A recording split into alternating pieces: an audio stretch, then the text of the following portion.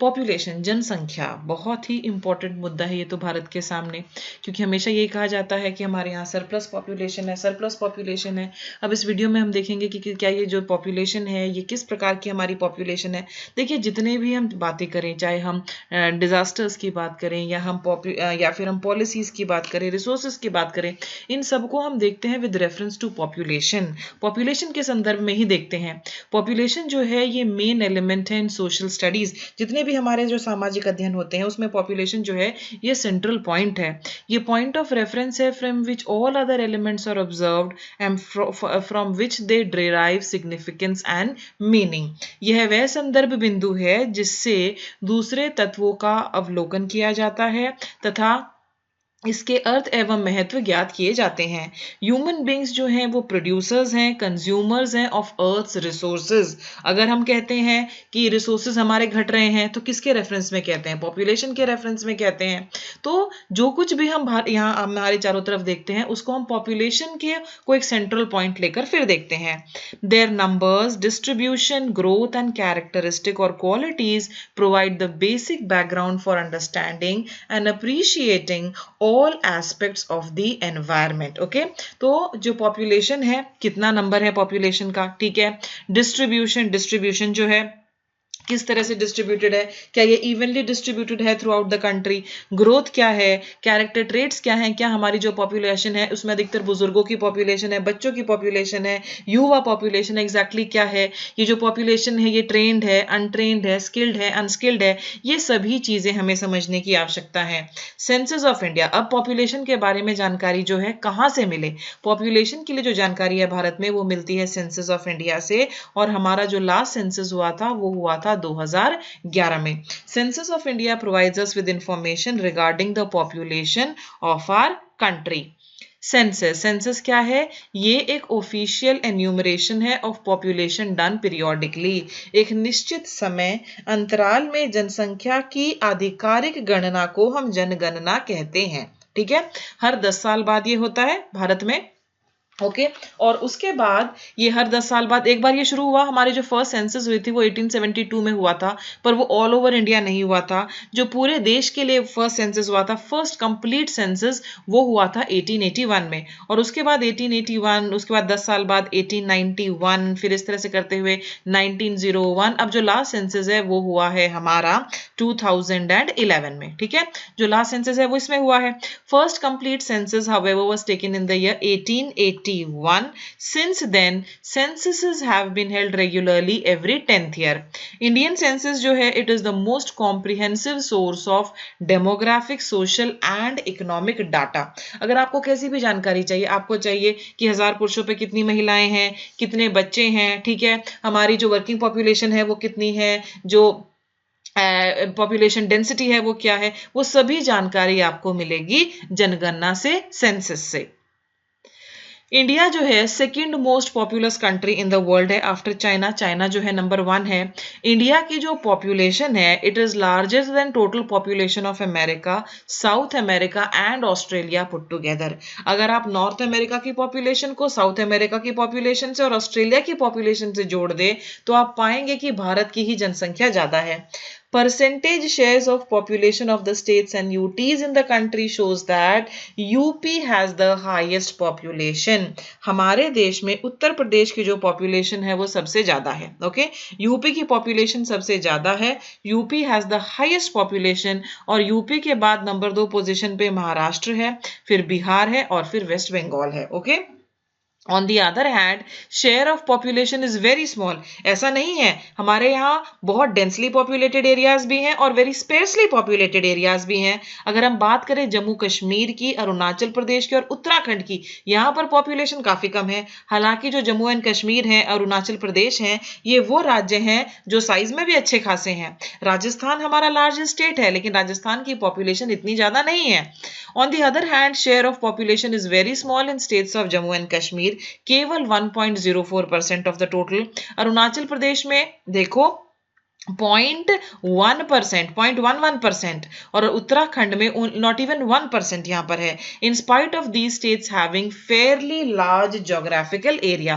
तो हमारे यहाँ ऐसे राज्य हैं जिनमें जबरदस्त पॉपुलेशन है और ऐसे भी राज्य हैं जहां पर पॉपुलेशन बहुत कम है।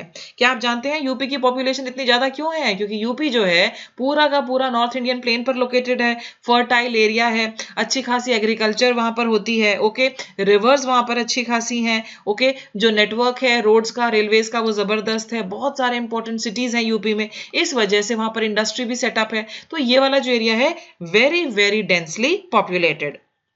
यहां पर देखो ये एक मैप है जो आपको एग्जैक्टली बता रहा है भारत में पॉपुलेशन डिस्ट्रीब्यूशन के बारे में। ये नंबर 1 मुंबई यहां पर है, यहां पर मुंबई की पॉपुलेशन, दिल्ली की, बेंगलुरु, कलकत्ता, इस तरह से आपको पूरा डाटा दिया हुआ है।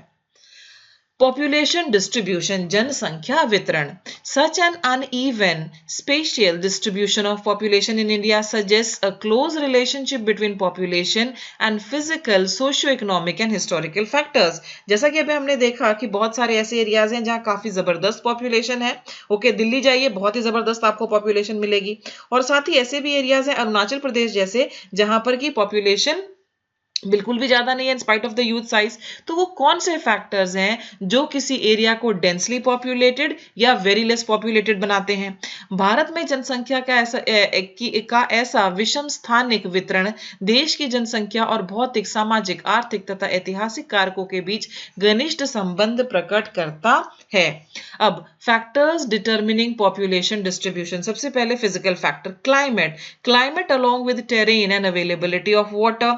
जम्मू एंड कश्मीर का जो क्लाइमेट है for most parts of Jammu and Kashmir, specially northern Jammu and Kashmir, hostile climate है। तो फिजिकल फैक्टर्स में आपका मौसम आता है, किसी जगह का मौसम कैसा है। राजस्थान का जैसे कि मैंने कहा लार्जेस्ट स्टेट है लेकिन उसकी पॉपुलेशन बहुत ज्यादा नहीं है। ऐसा क्यों है? ऐसा इसलिए है क्योंकि वहां पर जो क्लाइमेटिक कंडीशंस हैं वो एडवर्स हैं। Climate along with terrain and availability of water, okay, climate कैसा है और उसके साथ में वहां पर पानी की क्या उपलब्धता है, ये बहुत इंपॉर्टेंट फैक्टर्स हैं। नॉर्थ इंडियन प्लेन्स जो हैं, डेल्टास और जो कोस्टल प्लेन्स हैं, they have higher proportion of population than interior districts of southern and central Indian state Himalayas, some of the north eastern and the western states. Next है socio economic and historical factors. Socio economic and historical factors में आप देखिए evolution of settled agriculture and agricultural development, pattern of human settlement, development of transport network कैसा है, industrialisation और urbanisation कैसा है, regions falling in the river plains and coastal areas of India have remained the regions of large population concentration. ये सभी factors important role play करते हैं। Industrial development and urbanisation, urban areas जैसे कि दिल्ली है, मुंबई है, कोलकाता है, बैंगलोर, पुणे, अहमदाबाद, चेन्नई, जयपुर, ये सभी वो एरियाज हैं जहां से रूरल एरिया, ये सभी वो क्षेत्र हैं जहां पर रूरल एरिया से भी बहुत सारे लोग जाते हैं रोजगार की तलाश में, और वहां जाकर वो रिक्शा चलाने वाले, सब्जी बेचने वाले, अखबार डिलीवर करने वाले, इस तरह के कामकाज में लग जाते हैं। तो जितना इंडस्ट्रियलाइज्ड कोई एरिया होगा, जितनी ज्यादा वहां पर अर्बनाइजेशन होगी, उतनी ज्यादा वहां पर पॉपुलेशन होगी। Population density, density of population का मतलब क्या है? जनसंख्या के घनत्व को प्रति इकाई क्षेत्र में व्यक्तियों की संख्या के रूप में व्यक्त किया जाता है। इसका मतलब क्या हुआ? Density of population is expressed as number of persons per unit area. जैसे इंडिया में देखो density of population overall India की कितनी है? 382 persons per square kilometre, okay, 1 kilometre square के एरिया में आपको 382 पर्सन मिलेंगे। ये हमने ओवरऑल इंडिया के लिए है, ठीक है। Density of population is expressed as number of persons per unit area. It helps in getting a better understanding of the spatial distribution of population in relation to land. जो density of population है भारत की 2011 के census के अनुसार 382 persons per square kilometre. Highest population density कहाँ की है? Highest population density Bihar की है। हालांकि यूपी सबसे ज्यादा पॉपुलेटेड है, लेकिन हाईएस्ट पॉपुलेशन डेंसिटी राज्यों में सबसे ज्यादा किसकी है? तो बिहार की है। और लोएस्ट किसकी है? लोएस्ट अरुणाचल प्रदेश की है। हमने देखा अरुणाचल प्रदेश की तो ओवरऑल पॉपुलेशन ही काफी कम थी। जो highest population density union territories है, यूनियन टेरिटरीज में सबसे ज्यादा दिल्ली की है और लोएस्ट पॉपुलेशन डेंसिटी है अंडमान एंड निकोबार की। याद रखिएगा, बिहार को for highest population density, Delhi को फॉर हाईएस्ट पॉपुलेशन डेंसिटी और अरुणाचल और अंडमान एंड निकोबार को for the least population density. ये देखिए यहां पर डेंसिटी ऑफ पॉपुलेशन 2011, जैसे कि बिहार की कितनी है 1102 persons per square kilometre, okay, पर किलोमीटर स्क्वायर। बिहार की काफी ज्यादा है। वेस्ट बंगाल की देखो 1029, वेस्ट बंगाल की काफी ज्यादा है। ओके, क्या और कोई ऐसा स्टेट है जिसकी 1000 से ज्यादा हो? ओके, 1000 से ज्यादा और किसी राज्य की नहीं है, केवल ये दो हैं हमारे। दिल्ली की देखिए, दिल्ली की हमने अभी बात की कि ये सबसे ज्यादा है इन यूनियन टेरिटरीज, तो कितनी है 11297, which is a huge number, which is a very very huge number. Okay, 11297। Okay, अब हम यूनियन टेरिटरीज बाकी देखिए, आप यूनियन टेरिटरी आपको यहाँ पर दिए गए हैं, आपको उसके बाद और कहाँ कहाँ है, ये आपकी दमन एंड दीव की दी हुई है, दादरा एंड नागर हवेली की दी हुई है। ओके, यहाँ पर चंडीगढ़ की आपको दी हुई है। तो ये हमारे सभी, राजस्थान की देखिए, राजस्थान की पॉपुलेशन डेंसिटी काफी ज्यादा कम है, 201 persons per square kilometre. Jammu Kashmir की और भी कम है, हिमाचल प्रदेश की काफी कम है, अगर आप इस तरफ आ जाएं उत्तराखंड की काफी कम है, Arunachal Pradesh only 17। North eastern states की देखिए सभी की पॉपुलेशन डेंसिटी कम है, असम की अच्छी है, त्रिपुरा की भी अच्छी है, लेकिन यहाँ मिजोरम की काफी कम है। ओके, मेघालय की भी कम है, सिक्किम की only 86 persons per square kilometre. Population density. Density of population is a crude measure of human and land relationship.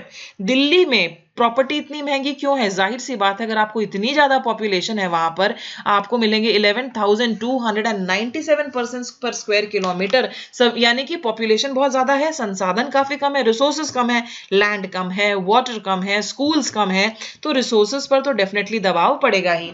तो पॉपुलेशन डेंसिटी ऑफ पॉपुलेशन जो है वो रिलेशनशिप बताती है between human and land relationship. To get a better insight into human land ratio in terms of pressure of population of total cultivable land, physiological and agricultural densities should be found out which are significant for a country like India, जहां पर की अधिकतर population हमारी agricultural population है। physiological density में total population by net cultivated area आप कर दीजिए, आपको मिल जाएगी physiological density कायिक घनत्व। अगर आप agricultural density का पता करना चाहते हैं तो total agricultural population से आप net cultivable area को डिवाइड कर दीजिए, आपको ये मिल जाएगी। agricultural population includes cultivators, agricultural laborers and their family members। तो एग्रीकल्चर पॉपुलेशन में कौन आता है? वो सभी लोग जो कल्टिवेटर्स हैं, एग्रीकल्चरल लेबरर्स हैं, खेतों में काम करने वाले, ओके, और साथ में उनके family members. Growth of population, जनसंख्या वृद्धि। Growth of population is a change in the number of people living in a particular area between 2 points of time. ठीक है, हम किसी पर्टिकुलर शहर के बारे में बात करते हैं कि 2001 में उसकी पॉपुलेशन इतनी थी, 2011 में उसकी पॉपुलेशन इतनी हो गई। ग्रोथ ऑफ पॉपुलेशन, बढ़ोतरी, it is the growth of population is the change in the number of people living in a particular area between 2 points of time. It's rate is expressed in percentage, इसको percentage में जाहिर किया जाता है। Population growth has 2 components, एक है हमारा natural और एक है इंड्यूस्ड। तो पॉपुलेशन ग्रोथ जो है, नेचुरल ग्रोथ और इंड्यूस्ड ग्रोथ, दो तरह के हैं ये। नेचुरल ग्रोथ में क्या होता है कि जितने लोगों ने जन्म लिया, क्रूड बर्थ और डेथ रेट्स को हम कंसिडर करेंगे, क्रूड बर्थ को आप ऐड कीजिए, डेथ रेट को आप सब्ट्रैक्ट कर दीजिए। और जो इंड्यूस्ड ग्रोथ है, it is explained by the volume of inward and outward movement of people in a given area. Induced growth में हम ये देखते हैं कि कितने लोग और उस शहर में आए, इसमें क्या होता है, कितने लोग बाहर से आए। मान लीजिए आप दिल्ली का उदाहरण ले लीजिए, कितने लोग दिल्ली में काम की तलाश में आए और फिर यहीं पर बस गए, और कितने लोग दिल्ली से बाहर काम की तलाश में गए या पढ़ने के लिए गए, और कोई भी कारण हो सकता है, इसको हम कंसिडर करते हैं to find out the induced growth. Decadal and annual growth rates of population in India are both very high and steadily increasing over time. Decadal growth rate क्या होता है, भारत की जनसंख्या एक दशक में कितनी बढ़ी, और एनुअल ग्रोथ रेट होता है कि एक वर्ष में कितनी बढ़ी। ये दोनों ही भारत में जबरदस्त हाई हैं, तभी तो हमारी पॉपुलेशन में north America, south America, Australia अगर तीनों को जोड़ दिया जाए तो भी हम उन पर भारी पड़ते हैं। भारत की जनसंख्या के दोनों दशकीय और वार्षिक वृद्धि दर बहुत ऊंचे हैं और समय के साथ ये लगातार बढ़ रहे हैं। Decadal growth rate of India's population is 17.64%। तो पिछले एक दशक में कितने बढ़े, 17.64%, ये 2011 का सेंसस कहता है। ये यहां पर देखिए पॉपुलेशन इन मिलियंस, ये 1901, 1911, 1921, 1931, यहां पर आपको सारे साल दिए गए हैं। ओके, और यहां पर आपको दिया गया है पॉपुलेशन कितनी है, पॉपुलेशन इन मिलियंस। यहां पर अगर आप देखिए इट इज 238.4 मिलियन, फिर 252, फिर 251। देखो यहां 1911 से 1921 ये केवल एक ऐसा पीरियड है जब पॉपुलेशन बढ़ने की बजाय हमारी घट गई, रिड्यूस हुई। और इस टाइम में बंगाल में एक जबरदस्त फैमिन आया था। देखो ये वो वाली सिचुएशन है जब बहुत लोग पैदा होते थे और बहुत लोग मरते थे। इस टाइम साइंस एंड टेक्नोलॉजी इतनी डेवलप नहीं थी, हम ब्रिटिशर्स के गुलाम थे, उनका कोई फोकस नहीं था हमारी हेल्थ के ऊपर। एक औरत के 8 बच्चे होते थे, 4 बच्चे मर जाते थे, 4 बच्चे जिंदे रह जाते थे। ओके, तो ये वो टाइम है। तो 1911 से जब 1921 का सेंसस हुआ, इस 10 साल के बीच हमारी पॉपुलेशन केवल एक बार ऐसा हुआ जब घटी। लेकिन फिर 21 से लेकर 31, 1921 से 31 फिर बढ़ोतरी स्टार्ट हुई, और आप देखो फिर 278.98 मिलियन, 318.66 मिलियन, ऐसे करते करते फाइनली ये है हमारा लेटेस्ट डाटा जो हमारे पास अवेलेबल है, 1210 मिलियंस। ये है आपका इन 2011। ओके, 2011। तो ये जो ग्राफ है आपको एग्जैक्टली ये जो चार्ट है आपको एग्जैक्टली दिखाता है कि किस तरह से हमारी पॉपुलेशन बढ़ी है from 1901 to 2011। Growth of population. Growth rate of population in India over the last 1 century has been caused by annual birth rate and death rate and rate of migration, and thereby showing different trends.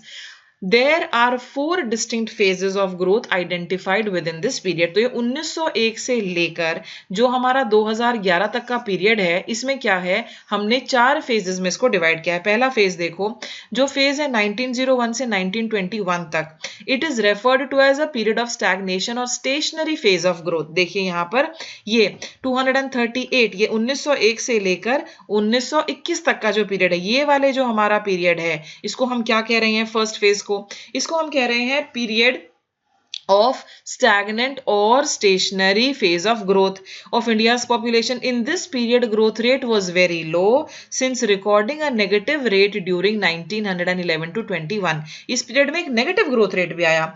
1901 से 1921 की अवधि को भारत की जनसंख्या की वृद्धि के रुद्र अथवा स्थिर प्रावस्था कहा जाता है, क्योंकि इस अवधि में वृद्धि दर अत्यंत निम्न थी, यहां तक कि आपका 1911 से 21 के दौरान ऋणात्मक वृद्धि दर्ज की गई। इस दौरान क्या हुआ, इस पीरियड में both the birth rate and death rate were keeping high, the rate of increase was low. Poor health, medical services, इस जमाने में क्या होता था, लोगों की हेल्थ पुअर होती थी। मेडिकल सर्विसेज, ये वो पीरियड है जब पोलियो होते थे, तरह तरह की अजीब अजीब बीमारियां होती थी, लोग अनपढ़ थे। Illiteracy of people at large and inefficient distribution system of food and other basic necessities were largely responsible for a high birth and death rates in this period. Second phase है वो 1921 से 51 तक का फेज है। इसको हम क्या कहते हैं, period of steady population growth. Overall improvement हुआ हेल्थ में, सैनिटेशन में थ्रू आउट द कंट्री, और इससे जो मृत्यु दर है वो नीचे आया। At the same time better transport और कम्युनिकेशन सिस्टम हुआ, जिसने कि डिस्ट्रीब्यूशन सिस्टम को स्ट्रॉन्ग किया, जो कि आपके फेज 1 में स्ट्रॉन्ग नहीं था। At the same time better transport and communication system improved distribution system. हम बात कर रहे हैं फेज 2 की। इस पीरियड में क्या हुआ, इस पीरियड में the crude birth rate remained high. Okay, जो बर्थ रेट था, अशोधित जन्म दर जो है, it remained high in this period, lending to higher growth rate than the previous phase. और इसमें this is impressive at the backdrop of great economic depression of the 1920s and World War II। Third phase जो है हमारा वो period of population explosion है, और ये जो थर्ड फेज था ये था 1951 से 1981 तक। इसको हम पीरियड ऑफ पॉपुलेशन एक्सप्लोजन कहते हैं। Rapid fall in the mortality rate, ये वो पीरियड है जब हम आजाद हुए, पहली बार हमारे चुनाव हुए, भारत में अपनी सरकार बनी, और उन्होंने क्या कहा, उन्होंने ये कहा कि हमें सबसे पहले ये जो इतने सारे लोग मर रहे हैं, देश की मृत्यु दर जो है इसको नीचे लाना है। Rapid fall in mortality rate but a high, अब मॉर्टेलिटी रेट तो आपका फॉल हो गया, पहले क्या हो रहा था, इतने ही बच्चे पैदा हो रहे हैं, इतने ही लोग मर रहे हैं, इसीलिए फिर वो वाला पीरियड था जिसमें स्टैग्नेंसी थी। लेकिन अब क्या था, मॉर्टेलिटी रेट को हमने कम कर दिया, पर जन्म लेने वाले तो अभी भी उतने ही थे, तो इसीलिए इसको हम पीरियड ऑफ पॉपुलेशन एक्सप्लोजन कहते हैं। Average annual growth rate was as high as 2.2%। Reasons क्या थे इस पीरियड में पॉपुलेशन एक्सप्लोजन के? Developmental activities were introduced through centralised planning process, economy started showing up, लोगों की लिविंग कंडीशंस में सुधार आया। इंक्रीज्ड इंटरनेशनल माइग्रेशन, भारत में तिब्बतन आए, भारत में बांग्लादेशी आए, भारत में नेपालीज आए, पाकिस्तान तक से लोग आए। तो जब इतने सारे लोग भारत में आए तो भारत की पॉपुलेशन में एक्सप्लोजन हुआ, growth of population. Last phase 4 1981 के बाद वाला जो पीरियड है, तब से लेकर अब तक growth rate of country's population though remained high has started slowing down gradually. अभी भी जो पॉपुलेशन ग्रोथ रेट है, growth rate of country's population is still high comparatively, लेकिन स्लो हुआ पहले वाले पीरियड से। Downward trend of crude birth rate is held responsible for such a population growth. This was in turn affected by an increase in the mean age at marriage. धीरे धीरे जहां पहले शादियां जो है 14 साल, 15 साल, 18 साल की उम्र में हो रही थी, अब धीरे धीरे जो मैरिजेबल एज है वो थोड़ी पोस्टपोन की जाने लगी, 24, 25, 26 इस तरह की एज पे पहुंचे हम। This was in turn affected by an increase in the mean age at marriage, improved quality of life, particularly education of females in the country. हम ये भी तो देखेंगे कि जो साक्षरता दर है वो धीरे धीरे बढ़ा, ओके, जो साक्षरता दर है वो धीरे धीरे बढ़ा, फीमेल्स एजुकेट हुई, और फाइनली फैमिली प्लानिंग में वो शादी कब करेंगी, क्या करियर होगा, जब एजुकेशन आई तो इन सब चीजों में उनकी से होने लगी, वो डिसीजंस लेने लगी।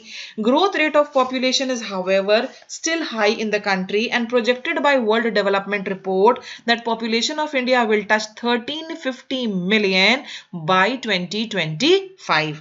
देश में जनसंख्या की वृद्धि दर अभी भी ऊंची है, और विश्व विकास रिपोर्ट द्वारा यह प्रक्षेपित किया गया है कि 2025 तक भारत की जनसंख्या 135 करोड़ को स्पर्श करेगी, यानी कि उसको छू लेगी, उसको पार करेगी। तो ये थे हमारे 4 फेजेस। अब हम आगे चलते हैं जनसंख्या वृद्धि में क्षेत्रीय भिन्नता, regional variation in population growth. अब यहां पर कहा गया है an important aspect of population growth in India is the growth of the adolescents. Adolescents किसको कहते हैं हम? अडोलेसेंट्स हम कहते हैं किशोरों को। ये इंपॉर्टेंट फीचर है हमारी पॉपुलेशन का। जब भी कोई हमें ये कहता है तुम्हारी पॉपुलेशन बहुत ज्यादा है, तो हम कहते हैं तो क्या हुआ, हमारी तो युवा पॉपुलेशन है। An important aspect of population growth in India is the growth of adolescence. हमारी पॉपुलेशन का 20.9% as per census of 2011, in which male adolescents जो है वो 52.7% है, फीमेल एडोलेसेंट्स जो है वो 47.3% है। हमारी पॉपुलेशन का करीबन 20% हिस्सा जो है वो युवाओं का है, ठीक है। और ये जो युवा हैं, इनमें ये जो पॉपुलेशन है इसमें से 52% मेल्स हैं और अप्रोक्सीमेटली 47% जो है फीमेल्स हैं, यानी कि अगर भारत में 5 लोग हैं तो 5 में से 1 जो है वो युवा है। Challenges with respect to adolescents, क्या ये सच में सारा पॉजिटिव है कि हमारे यहाँ इतनी यंग पॉपुलेशन है? Lower age at marriage, challenges with respect to adolescents, विवाह की निम्न आयु, illiteracy particularly female illiteracy, school drop outs, low intake of nutrients. हमारे ये युवा जो हैं, हम कह तो रहे हैं कि यस हमारे यहाँ युवा पॉपुलेशन है, परंतु इनमें बहुत सारे स्कूल ड्रॉप आउट्स हैं, ठीक है, स्किल्स नहीं है उनमें, उनका जो इनटेक ऑफ न्यूट्रिएंट्स है वो पुअर है। High rate of maternal mortality of adolescent mothers, किशोरी माताओं में उच्च मातृ मृत्यु दर, high rate of HIV AIDS infections, mental disability, retardness, drug abuse, alcoholism, juvenile crimes वगैरह, ये सब चैलेंजेस हैं जो हमारी सरकार को जिनका समाधान निकालना है, हमारे समाज को उनका समाधान निकालना है। तो यस, हमारे सामने युवा पॉपुलेशन है, पर उस युवा पॉपुलेशन की अपनी कुछ दिक्कतें हैं जिनका हमें समाधान निकालना है। तो इसके लिए फिर सरकार लेकर आई national youth policy. National youth policy क्या है? National youth policy of government of India, it was launched in 2003, 2003 में इसकी शुरुआत की गई। और ये किस बात पर जोर देती है? It stresses on all around improvement of the youth and adolescents, enabling them to shoulder responsibility towards constructive development of the country। वर्ष 2003 में प्रायोजित की गई भारत सरकार की युवा नीति युवाओं और किशोरों के चौमुखी विकास पर बल देती है, ताकि देश के रचनात्मक विकास में वे अपने उत्तरदायित्वों का निर्वहन करने में सक्षम हो। और इस पॉलिसी का थ्रस्ट क्या है? Thrust of this policy is youth empowerment. ठीक है, जो हमारे युवा हैं उनको इस नीति का मुख्य क्या है? मुख्य है निर्णय लेने में युवाओं की प्रभावी सहभागिता और सुयोग नेतृत्व के उत्तरदायित्वों के निर्वहन करने में सक्षम हो सकें। Thrust of the policy is youth empowerment in terms of their effective participation in decision making. उनको आप एम्पावर कीजिए, उनको इफेक्टिव डिसीजन मेकिंग के लिए तैयार कीजिए, ताकि वो जो अपनी जिम्मेदारियां हैं एज ए लीडर उन्हें ढंग से निभा सकें। पॉपुलेशन कॉम्पोजिशन, ठीक है, क्या हमारी जो पॉपुलेशन है उसमें अधिकतर शहरी लोग हैं, उसमें अधिकतर ग्रामीण लोग हैं, किस प्रकार के लोग हैं? पॉपुलेशन कॉम्पोजिशन का मतलब क्या होता है? It is a distinct field of study within population geography with a vast coverage of analysis of age. हमारे यहाँ जो पॉपुलेशन है उसमें अधिकतर जो लोग हैं वो किस उम्र के हैं, वो पुरुष है या वो महिलाएं हैं, उनका घर कहाँ है, वो ग्रामीण है या शहरी हैं, एथनिक कैरेक्टरिस्टिक्स उनकी क्या है, ट्राइब्स, लैंग्वेजेस, वो कौन सी भाषा बोलते हैं, कौन से धर्म के अनुयायी हैं, जो उनका मैरिटल स्टेटस क्या है, लिटरेसी, एजुकेशन, ऑक्यूपेशनल कैरेक्टरिस्टिक्स, ये सभी जो हैं ये पॉपुलेशन कॉम्पोजिशन इनको कवर करता है। जनसंख्या संगठन जनसंख्या भूगोल के अंतर्गत अध्ययन का एक सुस्पष्ट क्षेत्र है, जिसमें आयु व लिंग का विश्लेषण, निवास का स्थान, मानव जातीय लक्षण, जनजातियां, भाषा, धर्म, वैवाहिक स्थिति, साक्षरता और शिक्षा, व्यावसायिक विशेषताएं आदि का अध्ययन किया जाता है। Rural urban composition of population bye their respective places of residence. आपका घर कहाँ है? क्या आप दिल्ली में रहते हैं या फिर आप किसी गांव में रहते हैं? ठीक है, तो composition of population by their respective places of residence as an important indicator of social and economic characteristics। अपने अपने निवास के स्थानों के अनुसार जनसंख्या का संगठन सामाजिक और आर्थिक विशेषताओं का एक महत्वपूर्ण सूचक है। This becomes even more significant for a country where about 68.8% of its total population lives in villages। हमारे यहाँ कितनी जनसंख्या है जो गांवों में रह रही है? 68.8% 2012 की जनगणना के अनुसार। Distribution of rural population is not uniform through out the country. देश भर में जो हमारी रूरल पॉपुलेशन है उसकी डिस्ट्रीब्यूशन जो है वो यूनिफॉर्म नहीं है। Bihar and Sikkim have very high percentage of rural population. देखिए, बिहार में और सिक्किम में और गोवा और महाराष्ट्र जो हैं वहां पर जो पॉपुलेशन है उसका बहुत ही छोटा हिस्सा जो है वो गांवों में रहता है। जो यूनियन टेरिटरीज हैं they have smaller proportion of rural population except Dadra and Nagar Haveli, वहां पर 53.38% जो है वो रूरल पॉपुलेशन है। Size of villages also varies. ठीक है, अब अगर आप हरियाणा और पंजाब में जाएंगे तो आपको गांव में ही काफी सुविधाएं देखने को मिल जाएंगी, आपको लगेगा ही नहीं कि आप गांव में हैं। ठीक है, लेकिन यही बात यहाँ पर कही जा रही है कि गांव भी फिर अलग अलग प्रकार के हैं, उनके साइज अलग हैं। Sizes of villages also vary considerably. Okay, यहाँ पर कहा गया है 200% in the hill states of north eastern states, less than 200% in the states of north east India, western Rajasthan और Rann of Kutch, and as high as 17,000 persons in the states of Kerala and in parts of Maharashtra। Kerala के किसी गांव में गए, महाराष्ट्र में गए, आप क्या देख रहे हैं कि एक गांव में ही आपको 17,000 लोग मिल जाएंगे। वहीं नॉर्थ ईस्ट के आप किसी गांव में जाते हैं, वेस्टर्न राजस्थान के किसी गांव में जाते हैं तो आप क्या पाएंगे कि एक गांव में जो पॉपुलेशन है वो 200 से भी कम है। लिंग्विस्टिक कॉम्पोजिशन, भाषा के आधार पर अब हम देखते हैं इंडिया जो है it's a land of linguistic diversity. There were 179 languages and as many as 544 dialects in the country. In the context of modern India there are about 22 scheduled languages and a number of non scheduled languages. Scheduled languages जो हैं उनमें speakers of Hindi have the highest percentage. Hindi बोलने वालों की percentage सबसे ज्यादा है. Smallest language groups are Kashmiri and Sanskrit speakers. ठीक है, सबसे कम बोलने वाले लघुतम भाषा वर्ग कश्मीरी और संस्कृत बोलने वालों का है. क्या आपको पता है संस्कृत जो है ये official language of the state of J&K भी है. However, the linguistic regions in the country do not maintain a sharp and distinct boundary. Rather, they gradually merge and overlap in their respective border zones.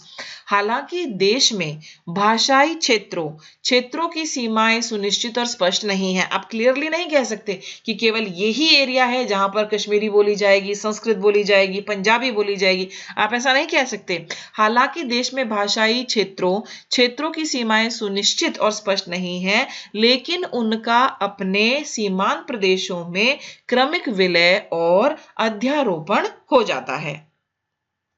Religious composition पर चलते हैं. Religion is one of the most dominant forces affecting the cultural and political life of most of the Indians. बहुत ही important है हमारे लिए हमारा religion. Okay, अब आगे देखते हैं. देश के धार्मिक समुदायों में स्थानिक वितरण से पता चलता है कि कुछ राज्यों और जिलों के पास एक धर्म की बड़ी संख्यात्मक प्रबलता है. Distribution of religious communities in the country shows that there are certain states and districts having large numerical strength of one religion while the same may be very negligibly represented in other states. जैसे जो Sikhism है, Sikhism जो है ये आप पाएंगे पंजाब में बहुत ज्यादा है. ठीक है, इसके बहुत सारे अनुयायी हैं पंजाब में, लेकिन दूसरे राज्यों में नहीं है. दिल्ली में भी आपको रीजनेबली काफी सारे फॉलोअर्स मिल जाएंगे सिखिज्म के, लेकिन दूसरे राज्यों में नहीं. अब सबसे पहले हम बात करते हैं हिंदूज की. Distributed as a major group in many states ranging from 70 to 90% and above except the district of states along Indo-Bangladesh border, Indo-Pak border, J&K, hill states of northeast and in scattered areas of Deccan plateau. Hindus. फिर Muslims जो है ये largest religious minority है. Minorities की बात की जाए तो जो लार्जेस्ट रिलीजियस माइनॉरिटी है वो मुस्लिम्स की है. ये आपको अधिकतर जम्मू एंड कश्मीर में मिलेंगे, certain districts of West Bengal में मिलेंगे, केरल में मिलेंगे, many districts of Uttar Pradesh में मिलेंगे, in and around Delhi and in Lakshadweep. Form majority in the Kashmir valley and in Lakshadweep. हालांकि देश भर को पूरे को देखो तो ये माइनॉरिटी में है, लेकिन अगर बात करें कश्मीर वैली और लक्षद्वीप की तो वहां ये मेजॉरिटी में है.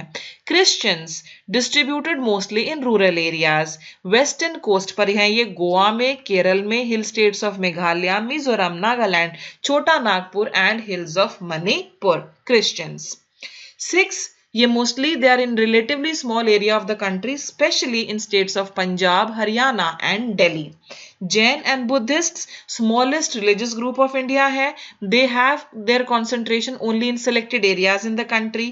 Jains have major concentration in the urban areas of Rajasthan, Gujarat and Maharashtra, while the Buddhists are concentrated mostly in Maharashtra. Buddhists majority are Buddhist majority are Sikkim, Arunachal Pradesh, Ladakh in Jammu and Kashmir, Tripura and Lahul and Spiti in Himachal Pradesh. तो कहाँ आपको कौन से धर्म के अनुयायी मिल रहे हैं यहाँ पर वो सब दिया हुआ है. Other religions in India include Zoroastrianism, tribals and other indigenous faith and beliefs. These groups are scattered in small pockets scattered throughout the country. इसी के साथ ये वीडियो प्रेजेंटेशन खत्म होती है. I wish you all the best. Thank you for watching. Bye bye.